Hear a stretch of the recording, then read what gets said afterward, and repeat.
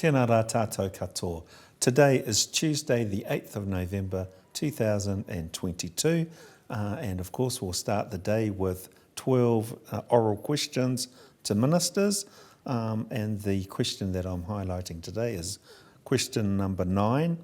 in the name of Erica Stanford, to the Minister of Immigration,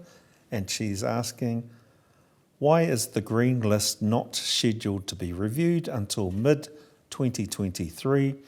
when there are significant pressure across the health system due to staff shortages, and does he agree with the Chair of Health New Zealand that an immigration fast track for overseas nurses would be helpful? Following that, today we have 4 first readings today. The first reading is in the name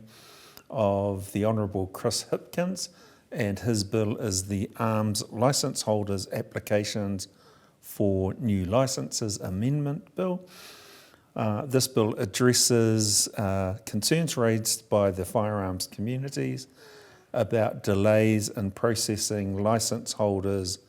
applications for new firearms licences. Then the House will go into committee for the Honourable Damien O'Connor's United Kingdom Free Trade Agreement legislation bill,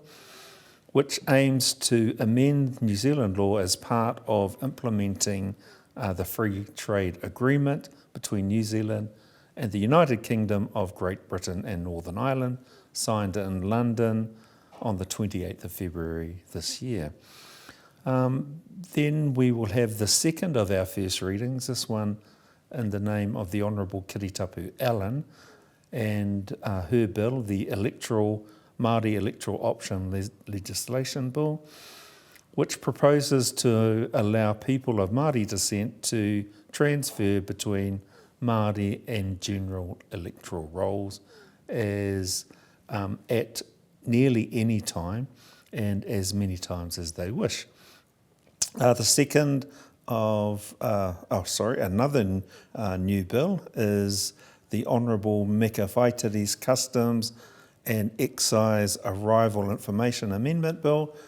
which aims to ensure people arriving at our borders provide clearer arrival information to help with customs-related border management matters, such as collection of revenue and detection of restricted or prohibited goods. Then we will have the Honourable Stuart Nash's Business Payment Practices Bill. This will introduce a regime that aims to bring transparency to business payments, terms and practices in New Zealand. And then if we have time, we will have the first reading of the Honourable Peeni Henare's bill, and his bill is the Inspector General of Defence Bill, which seeks to establish the offices of Inspector General of Defence and the Deputy Inspector General of Defence.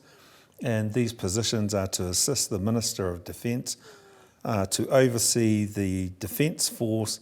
and account accurately to the House of Representatives for its activities, and to assure the public that the activities of the Defence Force are subject to independent scrutiny. Nō reira, tēnā rā tātou katoa.